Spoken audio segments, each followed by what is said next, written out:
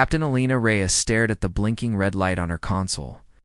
The distress signal pulsed with urgency, cutting through the quiet hum of the ship's bridge. Her crew had been charting star systems in the outer rim for 3 months without incident. Now this origin? Alina asked, leaning forward in her chair. Her communications officer, Lieutenant Chen, frowned at his screen. The forest moon of Kepler 4 to be, Captain. But there's a problem. The signal isn't from any known human colony or registered vessel. Lena felt her stomach tighten. Alien. Possibly. The frequency is primitive, like something from our early radio age. Chen adjusted his headset. But Captain, the planetary database shows no authorized contact with this world. It's classified as pre-contact.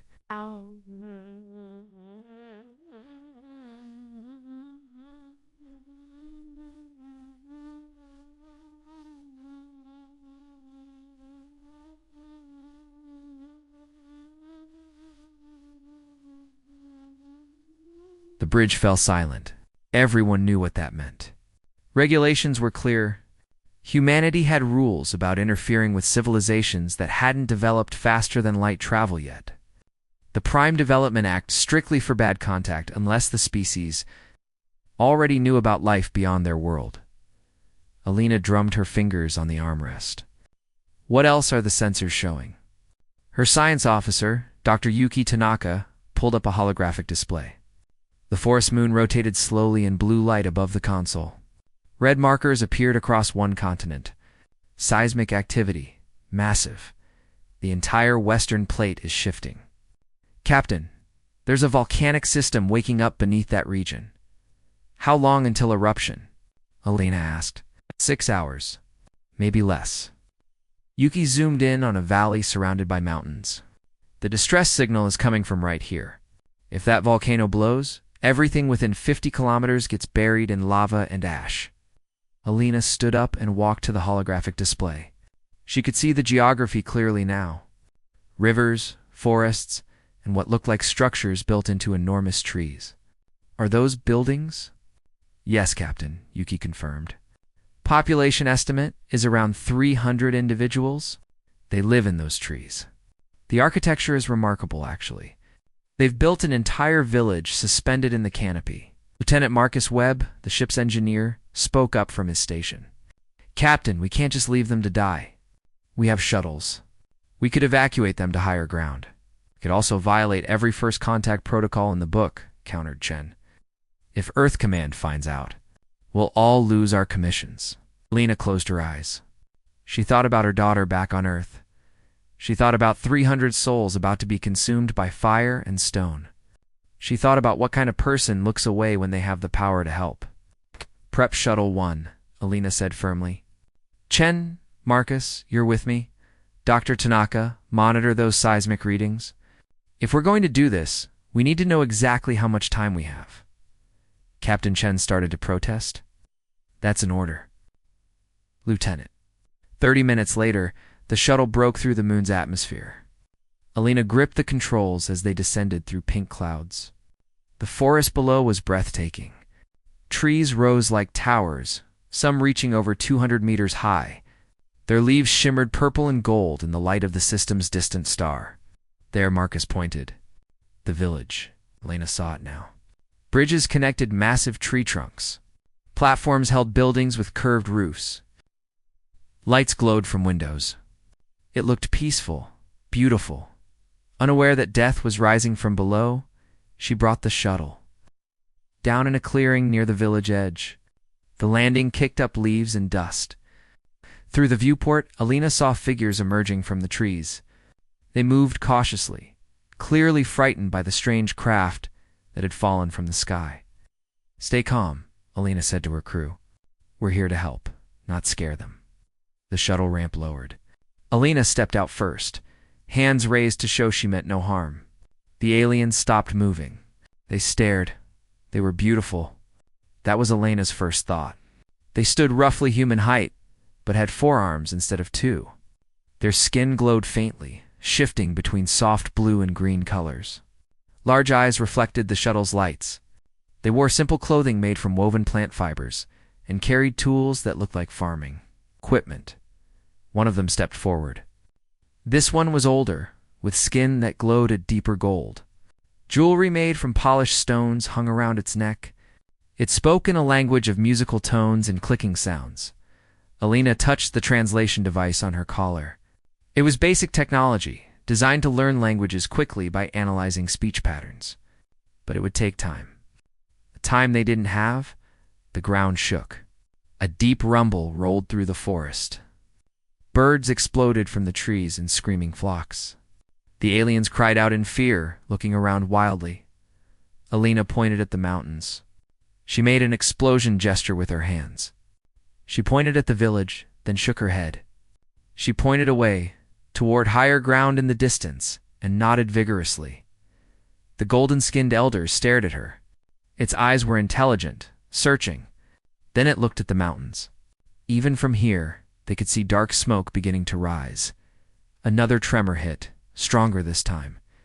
A crack appeared in the ground near the village. The elder shouted something. The other aliens began running toward the trees, calling out in their musical language. "They're getting it," Marcus said with relief. "They understand we're trying to help." The next hour became a blur of desperate activity. Hundreds of aliens emerged from their tree homes. They carried children, elderly members of their species, and bundles of possessions. Alina and her crew helped guide them toward the shuttle and beyond, toward the higher ground to the east. The translation device began picking up words. "Shiranai," the elder repeated, pointing at herself. "A name Valeri," she said, gesturing at her people. "Their species name," Lena the captain replied, touching her chest. "Human." Shiranai's skin flashed bright orange, then settled to green. Alina didn't know what that meant, but there was no time to wonder. The ground was shaking constantly now. Smoke poured from the mountains. The temperature was rising. "Captain," Chen's voice crackled over the communicator. "The volcano is going critical. You need to get out of there." Alina looked back at the village. She could see one more family struggling down from a high platform, a child clinging to its parent's back. Not yet.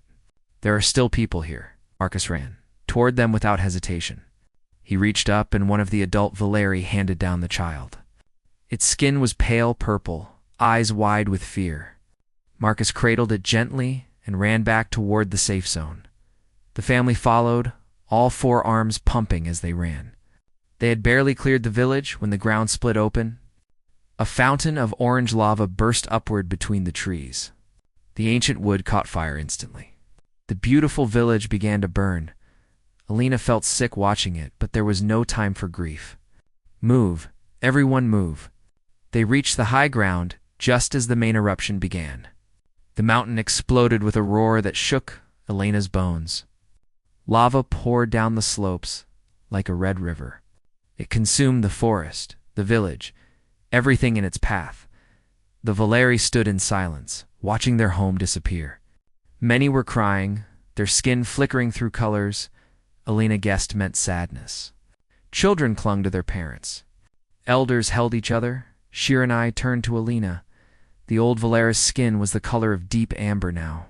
She placed all four hands over her heart, then reached out and touched Elena's shoulder gently.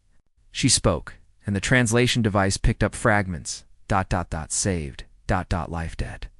Kai single quotes Shara. ... Elena didn't know what those words meant, but she saw something in Shiranai's eyes that made her uneasy. It wasn't just gratitude, it was something deeper, something binding. Behind them, the last of the village collapsed into flowing lava, and around them, hundreds of Valeri eyes watched the human crew with expressions that mixed awe, relief, and something Alina couldn't identify. Something that felt like recognition, like they had been waiting for this moment, like everything was about to change in ways Alina couldn't possibly imagine. Alina woke to the sound of chanting. The morning sun filtered through the emergency shelters her crew had helped the Valeri construct during the night. She sat up, rubbing her tired eyes. They had worked until past midnight, setting up temporary housing for the refugees. Outside the shelter, she found Lieutenant Chen already awake, watching the Valeri gather in a large circle. Their skin glowed brighter in the dawn light, pulsing in coordinated patterns. The sound they made was beautiful, like singing and humming combined into something Alina had never heard before. "What's happening?" she asked. Chen shrugged. "They started about 10 minutes ago.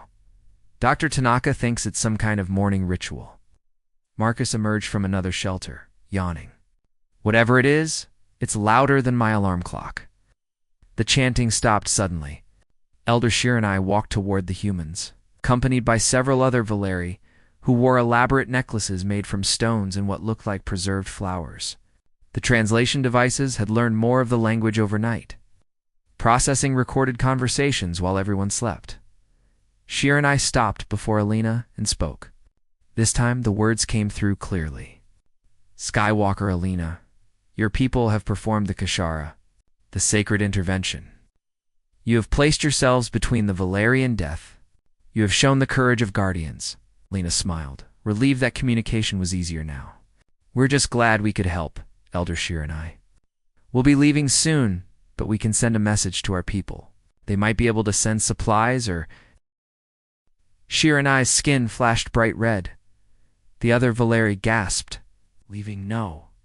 You do not understand. The Kashara creates a bond. You are now Sky Guardians of the Valeri. You cannot leave. It's not without completing the ceremony of binding." Lena felt her smile fade. "I'm sorry, but we have to report back to our ship. We have duties, and you've saved our lives." One of the younger Valeri spoke up, stepping forward. His skin flickered angry orange. "Do humans have no honor? Do you perform great deeds and then abandon those you have saved?" Marcus moved closer to Alina. "Captain, I think there's a cultural misunderstanding here." "You think?" Chen muttered. Alina took a breath and tried again.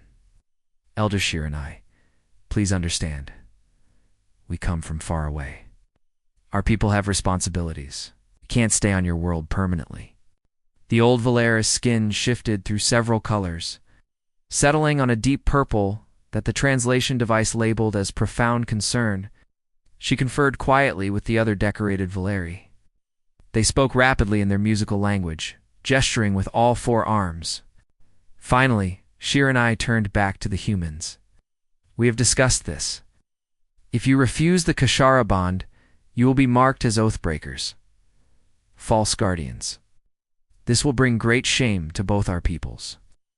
Every Valeri tribe across this moon will know that the Skywalkers came, saved lives, but then rejected the sacred bond. You will be enemies of the Valeri forever." Lena felt panic rising in her chest. This was exactly the kind of diplomatic disaster first contact protocols were designed to prevent. She couldn't make enemies of an entire species on their first meeting. "What does this ceremony involve?" she asked carefully. Shir and I's skin brightened to a happier yellow-green. "It is not difficult. We paint the sacred symbols. We share the blessing drink. We dance to honor the bond. And then, Sky Guardians, must accept bond partners who will learn your ways and teach you ours." "Bond partners?" Marcus asked. "Yes. Valeri who will travel with you wherever you go. They will be your connection to our people. Through them, the Kashara bond remains strong, even when you are among the stars." Alina looked at Chen and Marcus. Chen looked horrified. Marcus seemed thoughtful. Alina tried to calculate the political consequences. If she refused and created enemies, Earth Command would be furious. If she agreed and brought unauthorized aliens back to the ship, Earth Command would still be furious. But at least one option didn't start an interstellar conflict. "How long is this ceremony?" Alina asked. "Begins at midday and ends at sunset," Shir and I replied. 6 hours. Alina could give them 6 hours, all right? We'll participate in your ceremony. "But Elder Shir and I, you must understand that when we leave, we can only take a small number of bond partners. Our ship has limited space." Shir and I nodded, her skin radiating pleased golden light. 3, the sacred number. 3 Sky Guardians will accept 3 Valeri partners. This is the tradition. The ceremony began at noon, exactly as promised. The Valeri led Alina, Chen, and Marcus to a cleared area near a stream. Other Valeri had been busy all morning, gathering flowers, preparing food, and mixing what looked like paint in large clay bowls. First came the body painting. Valeri artists used brushes made from plant fibers to draw intricate designs on the humans' faces, arms, and hands.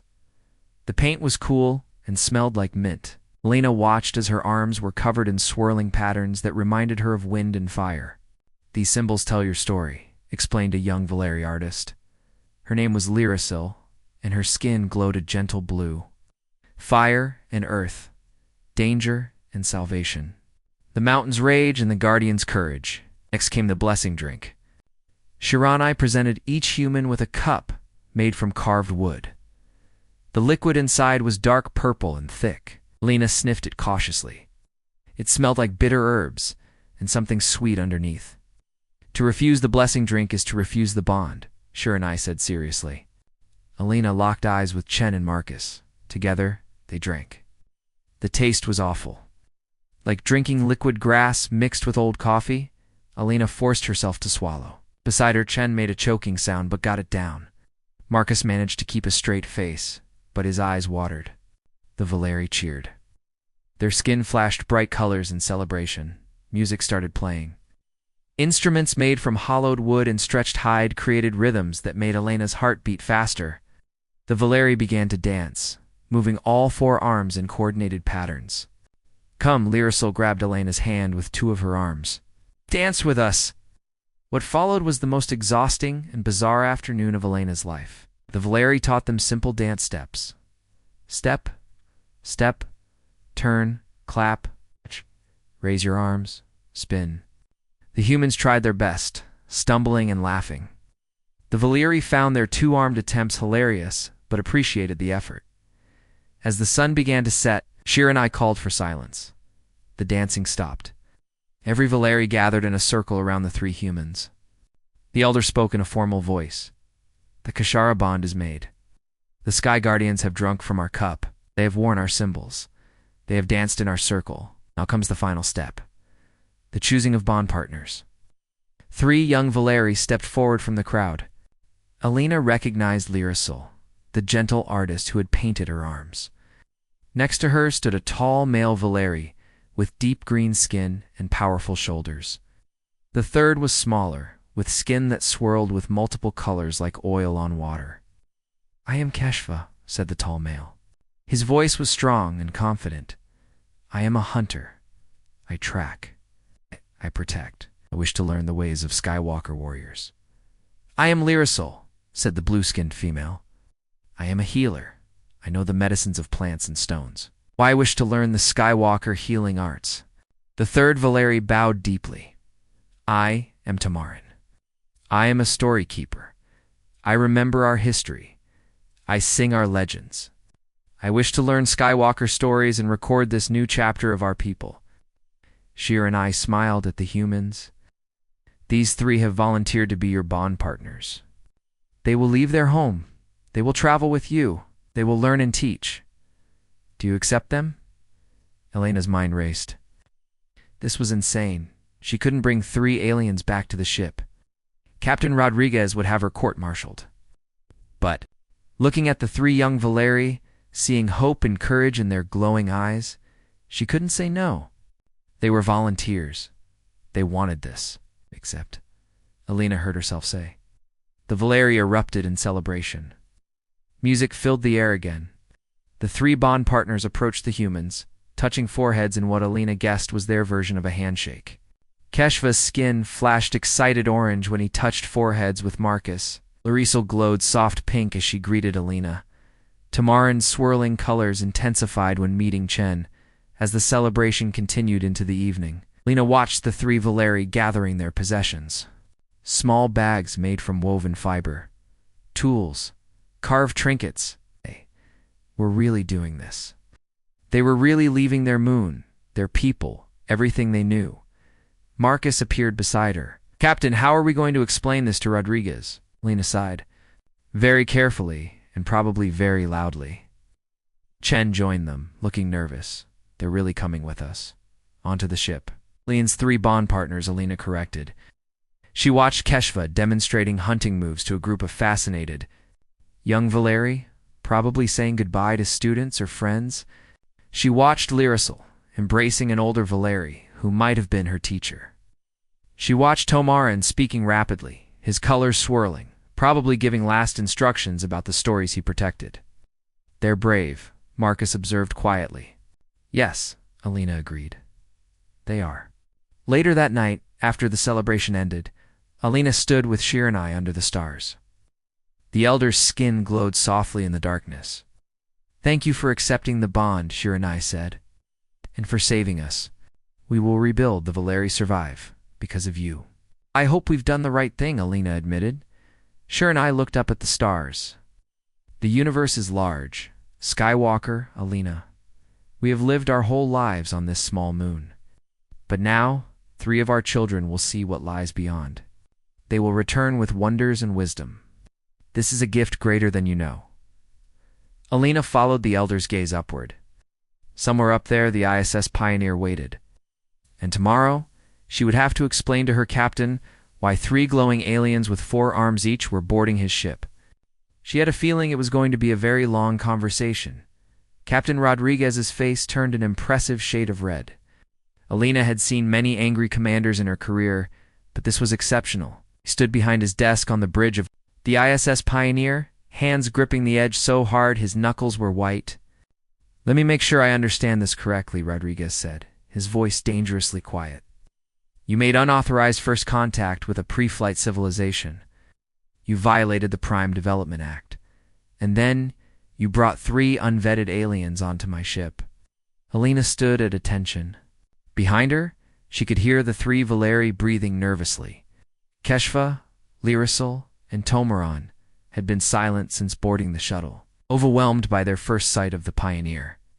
The massive ship hung in orbit above their moon, larger than anything they had ever imagined. Sir, the situation required immediate action, Alina said. Those people would have died if I read your report, Captain Reyes. Rodriguez sat down heavily. I understand your reasoning. But do you realize the political nightmare you've created? Earth Command will have my head for this. And yours. Sir, if I may, Marcus spoke up from beside Alina. Sending the Valeri back now would be worse. We participated in their sacred ceremony. Breaking that bond would make enemies of their entire species. Rodriguez rubbed his temples. Sacred ceremony. Bond partners. This reads like bad science fiction. He looked up at the 3 Valeri, who stood together near the door. Their skin colors had shifted to muted grays and blues. The translation software identified the colors as fear and uncertainty. The captain's expression softened slightly. How old are they? Tomarin is 23 in Earth years, Chen answered, consulting his datapad. Keshva is 25. Lyricil is 21. They're kids, Rodriguez muttered. He sighed deeply. Right. They're here now. We can't change that. But I'm forwarding your full report to Earth Command immediately. They'll decide what happens next. In the meantime, these 3 are your responsibility, Captain Reyes. Anything they break, anyone they offend, any incident at all lits on you. Alina felt relief wash over her. Yes, sir. Thank you, sir. But don't thank me yet. Get them quarters. Get them oriented. And keep them out of trouble. Rodriguez waved them away. Dismissed. The next week became a crash course in cultural chaos. Alina assigned quarters to the 3 Valeri on Deck 7 near the residential sections. The rooms were small but comfortable by ship standards. Private bathrooms, beds, storage, and personal terminals. Keshva took one look at his room and seemed disappointed. It is very small. And these walls cannot be moved? No, Marcus explained patiently. The walls are part of the ship's structure. They're solid metal. How do you climb to different sleeping levels? Keshva asked, looking at the single bed. We don't. Humans usually just have 1 bed per person. Keshva's skin flashed confused yellow. But what if you want to sleep high when the air is cool? Or low when it is warm? Marcus realized the Valeri were used to sleeping at different heights in their tree homes. Choosing levels based on temperature and preference, we use climate control. The room stays the same temperature everywhere, that is. Keshva searched for words. That is very strange. Lyricil had different concerns. Alina found her in the medical bay, arguing with Dr. Sarah Kim. Cannot heal anyone in this place. Lyrisol's skin flashed agitated red. There is no sunlight, no growing plants, no life energy. This room is dead. Dr. Kim looked frustrated. This is a sterile environment. We keep it clean to prevent infection. You have killed all the healing spirits. Lyrisil gestured with all four arms. Where is the soil? The water that flows? The air that moves? Healing requires life, not this dead emptiness. Alina intervened before the situation escalated. Lyrisil, human medicine is different from Valeri healing, but that doesn't mean either way is wrong. Maybe you could teach Dr. Kim about your methods. Lyrisil's colors calmed to thoughtful blue-green. You would listen? To primitive plant medicine, Dr. Kim, to her credit, looked genuinely interested. If it works, it's not primitive. It's just different. I'd actually love to learn about Valeri pharmacology. A crisis averted, Alina went searching for Tomarin. She found him in the ship's library, or rather, trying to understand it. The storykeeper sat cross-legged on the floor, surrounded by datapads, his skin cycling rapidly through confused colors. How do you store so many stories? He asked when Alina approached. I searched for history and received 40,000 results. 40,000! It would take a lifetime to hear all these stories.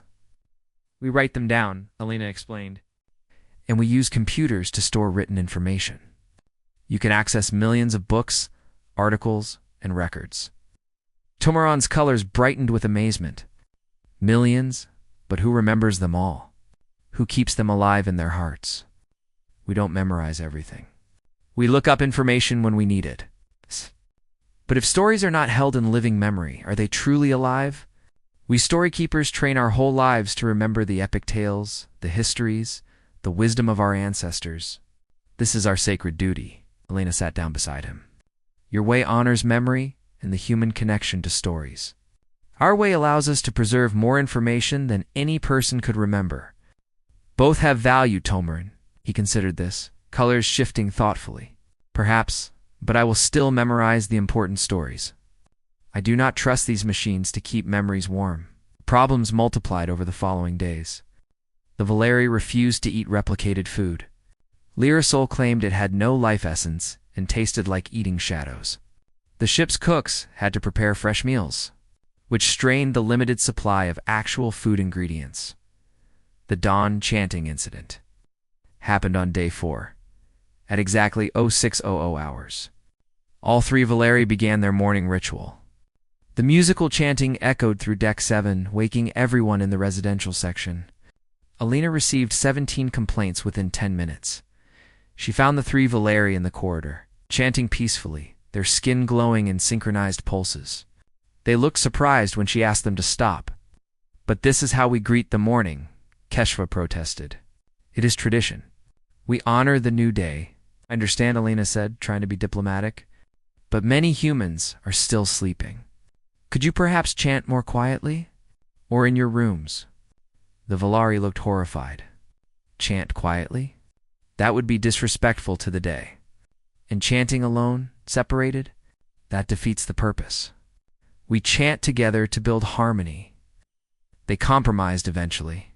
The Valeri would perform their morning chants in a designated room with sound dampening. It wasn't perfect, but it worked. The biggest incident came when HFY discovered the ship's security training room. Marcus had been showing him around when HFY spotted crew members practicing combat techniques. His skin blazed, excited orange. Warriors. You train fighters here. He rushed forward before Marcus could stop him. I wish to learn and to teach. Chief Security Officer Jackson turned, surprised to see a four-armed alien charging toward him. To his credit, Jackson didn't panic. Easy there, friend. This is a restricted area. I am HFY, bond partner to Skywalker Marcus. I am a hunter. I challenge you to honor combat. HFY dropped into a fighting stance, all four arms spread wide. He wants to spar, Marcus translated quickly. It's a Valeri tradition. Combat between warriors is a sign of respect. Jackson looked at the eager alien, then at Marcus, then shrugged. All right, but just grappling. No strikes. And we stop if anyone gets hurt. What followed amazed everyone watching. HFY moved like water, using all four arms independently. He grabbed, twisted, and flowed around Jackson's attacks. But Jackson was trained in zero-gravity combat and had mass on his side. They grappled for 5 minutes before Jackson finally pinned HFY. The Valeris skin flashed delighted gold. You are strong and clever. You use your weight as a weapon. He sprang up, not upset at all by the loss. Again, I want to learn this technique. Jackson grinned. You're not bad yourself, forearms. All right, let me show you the basics. From that day forward, HFY spent hours in the training room. He taught the security team Valeri hunting tactics and camouflage techniques. In return, they taught him human combat styles. The Valeri's natural flexibility and extra arms gave him unique advantages. While human techniques taught him new strategies, slowly, despite the problems, things began to improve. Marcus discovered that Valeri skin colors could be used for silent communication. He created a basic color code chart that helped humans understand Valeri emotions at a glance. Red meant upset. Blue meant calm. Green meant happy. Yellow meant uncertain. Orange meant excited. Dr. Kim analyzed the medicines Lyrosol used during the rescue. She found compounds that actually accelerated healing faster than standard treatments. The Valeri healer began working with the medical team. Combining her plant knowledge with human medical technology, Tamarin became fascinated by human art and music. He spent hours in the recreation room, listening to songs from Earth, watching films, absorbing human culture. He started recording everything with a small device Marcus built for him. The storykeeper was building his epic, documenting the Valeris' first journey to the stars. Elena found herself spending time with all three Bond partners. She helped Lyrosel understand human biology. She discussed philosophy with Tomaron. She watched HFY's training sessions with admiration. 2 weeks after they boarded the Pioneer, Elena was having coffee in the mess hall when the three Valeri joined her. They had learned to tolerate replicated food, though they still preferred fresh meals. They sat together, and for a moment there was comfortable silence. This ship is strange, HFY said finally, but I am learning to understand it. Your warriors are strong in different ways than ours. Your medicine is effective, Lyrosol added. Cold and dead, but effective. Perhaps life and death can work together for healing. Tamarin's colors swirled thoughtfully. Human stories are vast like the ocean. We storykeepers wade in shallow waters by comparison. There is so much to learn, Lena smiled. You three have taught us plenty. Different perspectives make us all stronger. The ship's alarm suddenly blared. Red lights flashed. Lieutenant Chen's voice came over the intercom. All senior staff to the bridge. Emergency. We've received a distress call from New Horizon mining colony. They're under attack. Elena jumped up. The three Valeri followed immediately. Captain Elena HFY said, his skin blazing warrior orange. The Kisharaban means we protect together. We are going with you. Lyrosol nodded, her colors determined blue. Where the Sky Guardians go, Bond partners follow. Tomarin swirling colors pulsed with purpose. This will be a story worth recording. Elena looked at the three young aliens who had left everything to travel with her crew. 2 weeks ago, they were strangers. Now looking at their glowing, determined faces, she realized something important had changed. They weren't just Bond partners anymore. They were becoming a team. The ISS Pioneer dropped out of faster-than-light travel near New Horizon colony. The scene through the view screen made Elena's stomach sink. 3 pirate ships circled the small mining settlement like sharks around prey. Laser fire streaked through the darkness, hammering against the colony's protective shields.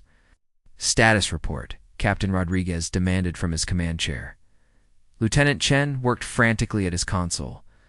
New Horizon shields are at 30% and dropping. Population is 412, mostly miners and their families. They've locked down in the central habitat dome, but the pirates are trying to breach it. Who are we dealing with? Elena asked, studying the enemy ships on screen. Krill raiders, Marcus answered grimly. Pirates?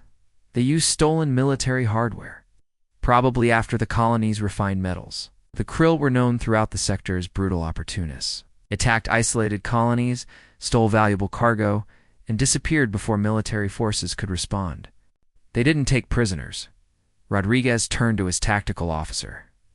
Jackson, what are our options? Chief Jackson shook his head. 3 ships against 1. They've got better weapons than us. We're an exploration vessel, not a warship. If we engage directly, we might lose. We have to try, Elena said. Those are civilians down there. Captain Reyes is right, Rodriguez agreed. Can't abandon them, but we need a strategy, not suicide. HFY stepped forward from where he stood with Lyrisil and Tomaron. The Valeri hunter's skin was blazing orange with warrior focus. Commander, I have an idea. A hunting strategy for my people. Everyone turned to look at the alien. Rodriguez raised an eyebrow. I'm listening. HFY moved to the tactical display. His forearms gestured as he spoke. When Valeri hunt large, dangerous prey, we do not fight it head-on. We're smaller, weaker, so we use deception. We make the prey chase shadows, divide its attention, strike from darkness while it searches for ghosts. Marcus leaned forward, understanding dawning. Camouflage. You mean your natural camouflage abilities? Yes, HFY confirmed. I have watched your security teams practice. Humans are strong, organized, precise, but you are visible. Valeri can become nearly invisible, even to your sensors. If we combine Valeri's stealth with human tactics, Jackson looked intrigued. A hybrid strategy. Pirates would never expect it. They think they're fighting a standard exploration ship.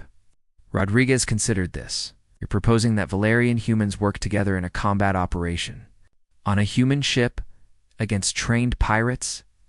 The Kashara bond exists for moments like this, Kashara said firmly. Sky Guardians protect. Bond partners protect. We do this together, or not at all. Elena met Rodriguez's eyes. The captain looked. At her, then at the 3 Valeri, then back at the view screen, where New Horizons shields flickered under enemy fire. He made his decision. All right. We try it. Jackson, work with HFY. Plan an assault using combined tactics. We've got 20 minutes before those shields fail completely. Rodriguez stood up, and Reyes. If this works, I'm putting it in my report that you were right about these aliens. The next 20 minutes were intense preparation. Jackson and HFY worked together, designing an infiltration strategy. Marcus modified scanning equipment to help locate the Valeri even when camouflaged. Lyrisil prepared emergency medical, supplies combining her Valeri medicines with human tech. Tomaran coordinated communications, his natural memory allowing him to remember complex tactical details without notes. The plan was bold. The Pioneer would launch what appeared to be a direct assault, drawing the pirates' attention. Meanwhile, 2 shuttles carrying combined human Valeri teams would approach from different vectors, using the moon's interference and Valeri camouflage to avoid detection. They would board the pirate ships from unexpected angles and disable them from inside. Elena led one team. Jackson led the other. HFY joined Elena's group, while 2 other Valeri who had been visiting the ship volunteered for Jackson's team. As the shuttles launched, Elena watched the battle unfold. The Pioneer fired on the nearest pirate ship, deliberately missing but making a lot of noise. The Krill took the bait, 3 ships converging on what they thought was easy prey. Initiating camouflage, HFY said quietly. His skin began to shift, colors flowing and changing until he blended almost perfectly with the shuttle's interior. Elena could still see him if she focused, but it was like watching water move. Her eyes wanted to slide away from him. That's incredible, Marcus whispered from the pilot's seat. They approached the largest pirate vessel from below. Sensors swept past them, but found nothing. The Valeri camouflage somehow confused electronic detection as well as visual. The shuttle docked with barely a whisper. Elena's team moved quickly.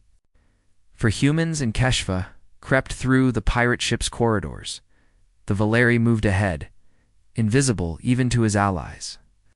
When they encountered pirates, HFY struck first, disarming them before they could raise weapons. The security team followed up, securing the surprised criminals. This is too easy, muttered one of the security officers. Don't jinx it, Elena warned. They reached the engine room without serious resistance. Marcus went to work on the pirate ship's systems while the team guarded the door. Within minutes, he had locked out their weapons and begun shutting down the engines. That's one down, Marcus reported over the comm. Jackson, how's your team? Jackson's voice came back tense. Running into heavy resistance? They've got more people on this ship than intelligence suggested. Could use backup. Elena made a quick decision. HFY, take 2 officers and help Jackson. We'll finish here and join you. The Valeri nodded, his camouflaged form barely visible. He and 2 security officers sprinted down the corridor toward the airlock. Elena trusted them to reach Jackson in time. But things went wrong quickly. An alarm suddenly blared through the pirate ship. Red lights flashed. Someone had discovered the infiltration. They know we're here. Marcus shouted, working frantically at the console. I need 2 more minutes to finish the lockout.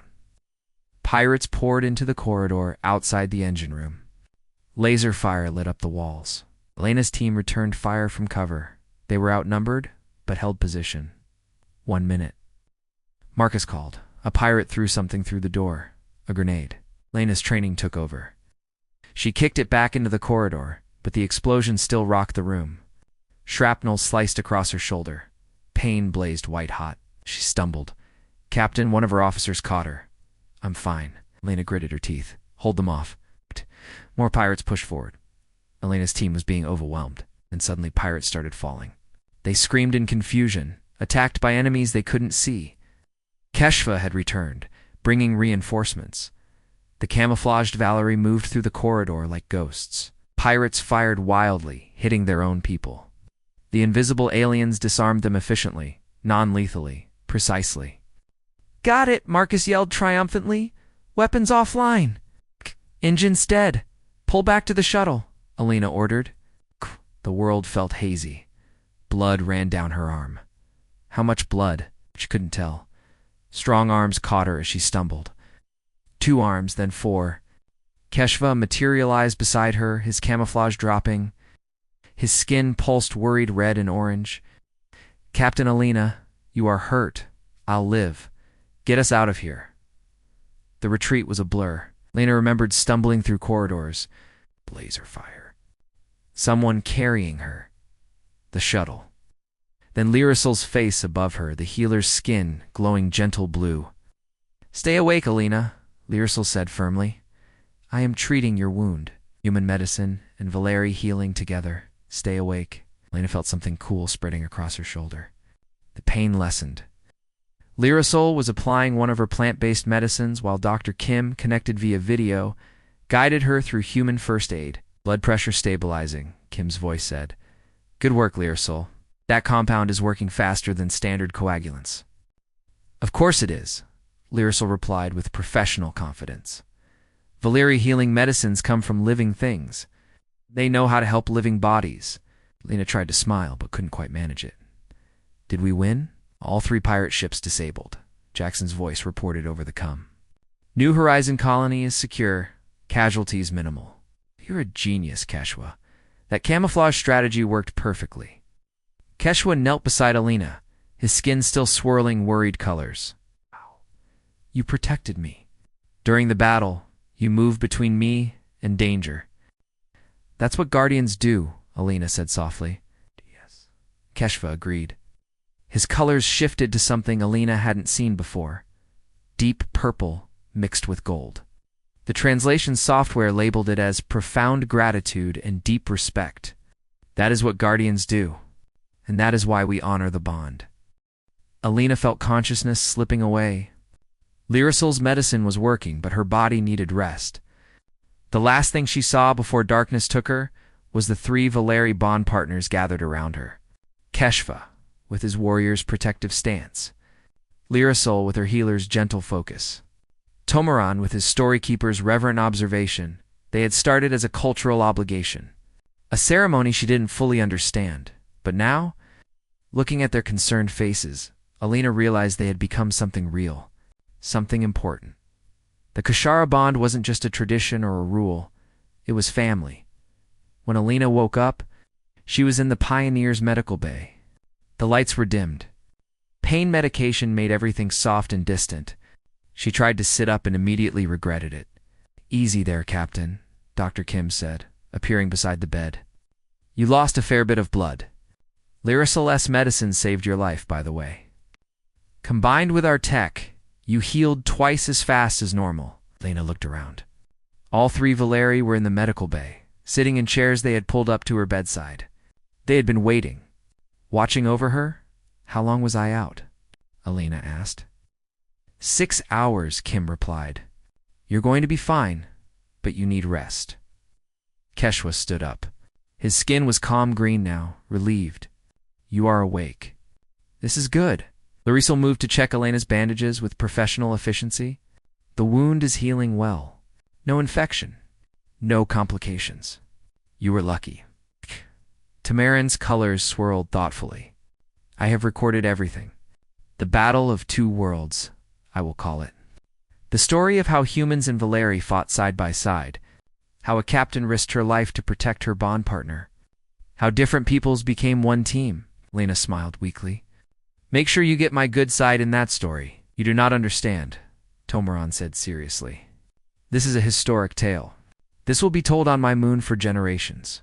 The Sky Guardians who truly earned the Kashara bond, who proved that the bond is real." Lena looked at the three young Valeri who had left their home to travel with strange aliens into the unknown.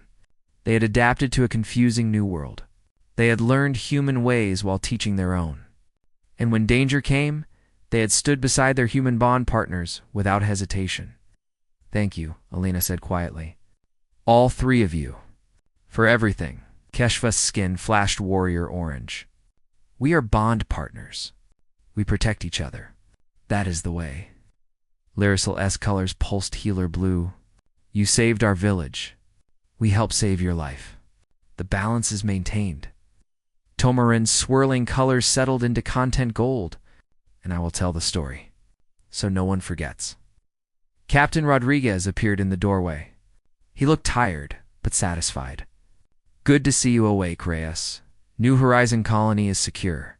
The Krill pirates are in custody. And I just finished a very interesting conversation with Earth Command about 3 Valeri, who are apparently the best tactical innovation in decades, sir." Alina asked hopefully. Rodriguez smiled. "Congratulations, Captain. You're not being court-martialed. You're being studied. Command wants a full report on human Valeri cooperation protocols. They're talking about forming an official alliance with the Valeri people." Lena felt relief wash over her. "That's wonderful news." "It is," Rodriguez agreed. "And it's largely thanks to your bond partners here. They proved that different species can work together effectively." He nodded respectfully at the 3 Valeri. "Welcome to the crew. Officially this time." After the captain left, Alina settled back into her bed. Her shoulder throbbed dully, but the pain was manageable. She felt tired, but content. They had saved people. They had won the battle. And maybe, just maybe, they had started something important. A bridge between worlds. A bond between species. A friendship that crossed the stars, Alina. Spent 3 days recovering in medical bay. Dr. Kim finally cleared her for light duty, but only after Lyrisol insisted on checking the wound herself. The Valeri healer had become an unofficial consultant to the medical team, her plant medicines earning respect from the human doctors. On the morning of the 4th day, Alina returned to duty. The bridge crew greeted her with quiet nods and smiles. She had missed being here, in the captain's chair, making decisions that mattered. "Welcome back, Captain," Lieutenant Chen said warmly. "How's the shoulder?" "Better than expected. Lyrisal's medicine works wonders." Lena settled into her seat. "What's our status?" Marcus turned from his station. "We're maintaining orbit above New Horizon Colony. Repairs are ongoing down there. The colonists are grateful. They've been sending thank you messages all week." "Our 3 guests?" Alina asked, though she knew exactly where they were. Keshva would be in the training room. Lyrisol in medical. Tamarin in the library. "Actually," Chen said with a smile, "they're in the conference room. With Captain Rodriguez. They asked to speak with both of you." Alina felt her stomach tighten with concern. Did something happen? I don't think it's bad, Chen replied. They seemed thoughtful, not upset. Lena made her way to the conference room. Inside, she found Rodriguez sitting across from the three Valeri. Their skin colors were subdued, thoughtful blues and greens. They looked up when she entered. Captain Alina Keshva greeted her. Please sit. We wish to discuss something important. Alina took a seat beside Rodriguez. What's this about? The three Valeri exchanged glances, colors rippling with unspoken communication. Finally, Lyricel spoke. The Kashara bond is fulfilled. We have traveled with you. We have learned. We have fought beside you. According to tradition, we may now choose. Choose? Alina asked. Tomarin's colors swirled slowly. Choose whether to remain with the Sky Guardians or return home. The bond has been proven true. We are no longer obligated to stay. Lena felt something twist in her chest. Of course, the bond partners were never meant to be permanent. They were cultural ambassadors, meant to learn and return home with knowledge. She had gotten so used to having them around that she had forgotten they might leave. I understand, Elena said carefully, keeping her voice neutral. Have you decided? Keshva spoke first. His skin blazed confident orange. I will stay. There is so much more to learn. Human combat techniques, starship operations, the other species that exist in this galaxy. I have barely begun my education. With your permission, Captain Rodriguez, I wish to remain aboard the Pioneer as a tactical consultant. Rodriguez nodded slowly. We would be honored to have you, Keshva. Your skills proved invaluable at New Horizon. Lyricel spoke next. Her colors were calm, healer blue. I will return home, but not to stay. I wish to create an exchange program. Valeri healers will come to learn human medicine. Human doctors will visit our moon to study our plant medicines. We can teach each other. But someone must return to organize this, to explain to my people what I have learned. It's a wonderful idea, Elena said. We can help you set that up. Earth's command was asking about establishing regular contact with your people anyway. Tomarun was last. His colors swirled with complex patterns. I am a story keeper. My duty is to remember and record. But I have discovered something during my time here. Human stories are vast, but they are locked in dead machines. They need living memories to keep them warm. I will stay. I will record the adventures of the Sky Guardians. I will learn human stories and teach Valeri tales. And one day, I will return home with the greatest epic ever told. Lena felt relief and sadness mixing together. She would miss Lyricel, but she understood the healer's choice. And having Keshva and Tomarine stay felt right. Rodriguez stood up. Then it's settled. Lyricel, we'll arrange transportation back to your moon. Keshva, report to Chief Jackson for official integration into the security team. Tamarin, I believe we can create a position for you in our cultural documentation department. The meeting ended, but Alina asked the three Valeri to stay for a moment. After Rodriguez left, she looked at them seriously. I want you to know something, Alina said. When we first performed the Kashara ceremony, I didn't fully understand it. I thought it was just a cultural tradition we had to follow to avoid diplomatic problems. And now, Lyricel asked gently, now I understand what it really means. The Kashara isn't about obligation or duty. It's about choosing to face the universe together. It's about trust and respect and friendship. You three left everything you knew to travel with strangers. You adapted, learned, and stood beside us when danger came. You're not bond partners because a ceremony said so. You're bond partners because you earned it. Keshva's skin flashed proud orange. As did you, Captain Alina. You protected us. You valued our knowledge. You treated us as equals, not as primitive aliens. You've taught us that different ways can work together, Lyricel added.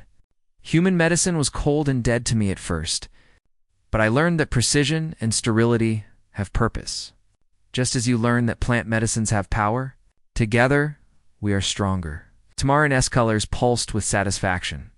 This is the heart of the story I will tell. Not just that humans saved Valeri from fire, but that two peoples learned to understand each other, to value each other's gifts, to become family. The word hung in the air. Family. That's what they had become. Not through blood or tradition, but through choice and shared experience. When do you want to return home, Leersol? Alina asked. Soon, the healer replied.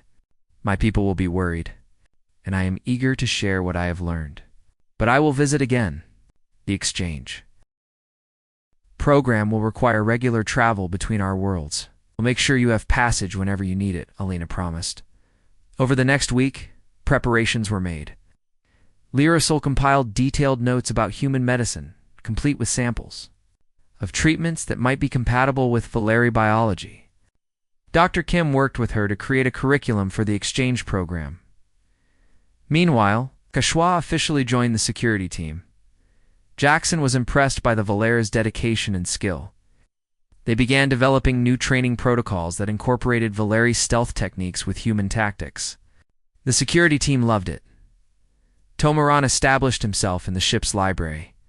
He spent hours each day recording everything he observed, interviewing crew members, collecting human stories. He was particularly fascinated by Earth's history of different cultures learning to cooperate. Humans have done this before, he told Elena one evening. Different peoples with different ways, finding common ground. Your history is full of such stories. This gives me hope. Hope for what? Elena asked. That what happened between Valeri and humans can happen across the galaxy. That all species might learn to understand each other, to see strength in difference rather than fear it. Elena smiled. It's an optimistic view. Storykeepers must be optimistic, Tomaran replied, his colors warm and golden. Otherwise, why tell stories at all? The day came for the pioneer to return to the Valeri moon. Alina, Marcus, Chen, and the three bond partners took a shuttle down to the surface. The Valeri had rebuilt in the week since the eruption. Their new village was located in a safer region away from volcanic activity, but the architecture had changed. Alina noticed immediately. The new tree cities incorporated human engineering principles. Support beams were reinforced with metal. Platforms had safety railings. Buildings included fire suppression systems, yet the Valeri essence remained. The structures still flowed with natural grace. They still harmonized with the forest rather than dominating it. It was a beautiful blend of two worlds' knowledge. Elder Shiranai greeted them personally. Her skin glowed warm gold with happiness. Sky Guardians return, and they bring our children home. A crowd had gathered. Young Valeri, old Valeri, hunters, healers, story keepers. They all wanted to see the bond partners who had traveled to the stars. Keshva was immediately surrounded by young hunters asking questions. Leersol was pulled away by healers eager to learn new medicine. Tomarin began telling stories to a rapt audience of children. Shiranai walked with Alina through the new village. You have changed them, the elder said. I can see it in their colors, hear it in their voices. They are still Valeri, but they are also something new. Citizens of a larger world. They changed us too, Alina replied. We were so focused on our human way of doing things. They showed us that other perspectives have value. That teamwork means respecting different strengths. They reached a clearing where Valeri workers were building something. A large stone monument beautifully carved. Alina saw herself depicted there, along with Marcus and Chen. And beside them, Keshva, Leersol, and Tomarin. The humans and Valeri stood together, hands and arms interlinked. What is this? Alina asked. The monument of Kishara, Shiranai explained. We are placing it in the center of our new village. So all future generations remember the day fire came and the day the Sky Guardians arrived. The day our people learned we are not alone in the universe. Alina studied the carving. The artist had captured something essential. The humans and Valeri weren't just standing together. They were supporting each other, leaning on each other's strengths. The Kishara bond began as obligation. Shiranai continued. Ancient law said those who perform the sacred intervention must be bound to us. But I have lived long enough to see beyond old laws. The true Kishara is not obligation. It is choice. It is friendship, freely given. It is family built on respect, not rules. Alina felt tears threatening. I'm glad we saved your village, Elder, but I'm even more glad for what came after. As am I, Sky Guardian, as am I. That evening, the Valeri held a celebration. Music filled the air.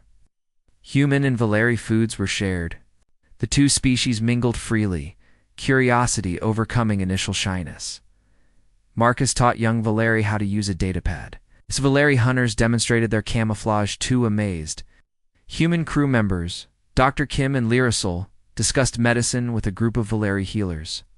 Alina found herself sitting beside a cooking fire with Keshva and Tomaron. Lyrosol had chosen to spend her first evening home with her family, which Alina completely understood. "Are you nervous?" Alina asked Keshva. "About leaving your moon permanently?" The warrior's skin rippled thoughtfully. "Yes and no. I am nervous because I do not know what awaits us in the stars, but I am excited for the same reason.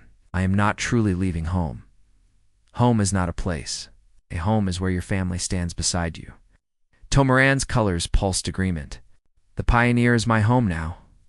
The ship where my story unfolds." Lena looked up at the sky where the Pioneer hung in orbit, a tiny point of light among the stars. "It's a good ship. Getting better now that we have Valeri aboard." "Now that we have family aboard," Keshwa corrected gently. The next morning came too quickly. Lyrosol stood at the shuttle ramp, surrounded by her people. She had said her goodbyes, made her plans for the exchange program. Now it was time for the others to leave. She hugged Alina, all four arms wrapping around the human captain. "Thank you for everything, for saving us, for teaching us, for treating us as equals." "Thank you for the same," Alina replied. "Don't be a stranger, Lyrosol. Visit often." "I will," the healer promised. Her skin glowed sad blue but also hopeful green. "And when I visit, I will bring more healers to learn.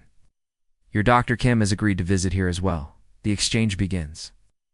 Lyrosol turned to her two fellow bond partners. Keshva and Tomaran touched foreheads with her, colors synchronizing in a final moment of connection. They had started this journey together. Now their paths diverged, but the bond remained. The shuttle lifted off, carrying Alina, Marcus, Chen, Keshva, and Tomaran back to orbit. Alina watched through the viewport as the forest moon grew smaller. Somewhere down there, Lyrosol was beginning her work, building bridges between two species. "She will do well," Keshva said confidently. "Yes," Tomaran agreed, "and I will record it all." The story of 3 Valeri who left home. 1 who returned to teach. 2 who stayed to learn. All of them guardians. All of them family. Back on the Pioneer, Captain Rodriguez was waiting. "How did it go?" "Better than expected," Alina reported. "The Valeri are thriving. The exchange program is established. We have 2 permanent crew members now." Rodriguez looked at Keshva and Tomaran. "Come home then, to the Pioneer. Make yourselves comfortable. We've got a lot of space to explore, and I have a feeling your perspectives will be valuable." Over the following months, the dynamic aboard the Pioneer shifted. Keshva became an essential part of the security team, teaching human officers Valeri tactics while mastering human combat techniques. He earned respect through skill and dedication. Tomaran established the ship's first cultural archive, documenting not just Valeri and human interaction, but all the species they encountered. His perfect memory and storykeeper training made him invaluable during first contact situations. And every few weeks, Lyrosol would arrive aboard a transport ship, bringing new Valeri students or escorting human doctors back to her moon. The exchange program flourished. Human medicine and Valeri healing arts merged into something greater than either alone. Alina kept a photo in her quarters. It showed her crew at New Horizon Colony after the battle. Humans and Valeri standing together, tired but victorious, Keshva's arm around Marcus's shoulder. Lyrosol helping Dr. Kim treat wounded. Tomaran recording everything, his colors bright with purpose. She looked at that photo often. It reminded her of an important truth. Strength doesn't come from being the same. Strength comes from valuing what makes each person different. From building teams where every member brings unique gifts. 1 year after the volcano, Lena received a message from Elder Shiranai. It included a recording of the Monument of Kaishara dedication ceremony. Hundreds of Valeri gathered around the stone carving, celebrating the bond between their people and humanity. But what struck Lena most was what Shiranai said at the end of the message. "You came to save one village, Sky Guardian Elena, but you gave us something greater. You gave us the stars. You gave us friendship. You gave us hope that the universe is full, not of dangers to fear, but of family we haven't met yet. The Kashara bond is sacred not because it is required, but because it is chosen. Thank you for choosing us. Thank you for showing us that different worlds can become one family. Lena watched the recording with Keshva and Tomarin in her quarters. The two Valeri had adapted completely to ship life. They still performed their morning chants, but now several human crew members joined them. They still preferred fresh food, but had learned to tolerate replicators. They still used color communication, but now half the crew understood basic color meanings. Do you miss home? Alina asked them quietly. Keshva's skin pulsed content green. Sometimes, but I am home. Home is here, with the team. With family. Tamarin's colors swirled thoughtful gold. I miss the forests, the trees of my youth. But I would not trade this adventure for anything. I am recording history as it happens. I am living inside the greatest story ever told. What story is that? Alina asked. The storykeeper looked at her seriously. The story of how the galaxy learned that difference is not division, that strange is not enemy, that the universe becomes smaller and warmer when we choose to understand rather than fear. This is the story I will carry back to my people one day. The story of the Kashara bond that changed everything. Alina looked out the viewport at the endless stars. Somewhere out there were other species, other cultures, other ways of understanding the universe. Some might be friendly, some might not. But she faced that unknown future with confidence, because she had learned the truth that the Valeri taught her. The universe was vast and full of wonders, and humanity didn't have to face it alone. They just had to be willing to build bridges. To honor bonds, to choose family among the stars. The Kaishara had begun with saving one village from fire, but it had grown into something far more important. A promise between species, a friendship between worlds, a family that spanned the galaxy, and that, Alina thought, was worth more than all the stars in the sky.